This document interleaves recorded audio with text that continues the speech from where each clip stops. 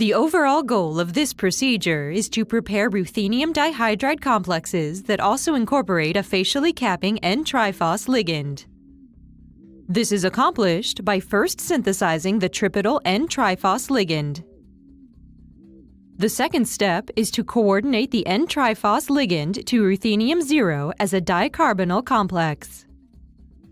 Next, the ruthenium center is oxidized using molecular oxygen as the oxidant, in tandem converting a single carbonyl ligand to a carbonate.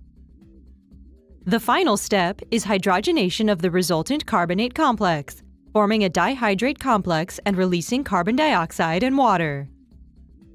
Ultimately, phosphorus and proton NMR spectroscopy are used to show formation of the desired complex, with a characteristic presence of high field resonances in the proton NMR spectrum, indicative of hydride ligands.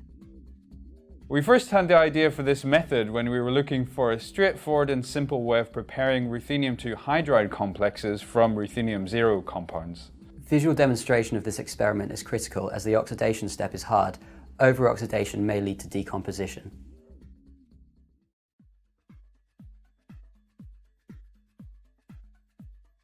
First, add 6.99 grams of diphenyl hydroxymethylene phosphonium chloride to a 200 milliliter oven-dried Schlenk flask and place under nitrogen via 3 sequential vacuum nitrogen cycles on a dual manifold Schlenk line. Following this, add 30 milliliters of degassed methanol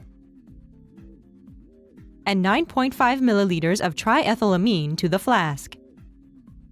Stir the solution at room temperature for 1 hour to ensure conversion of the phosphonium chloride salt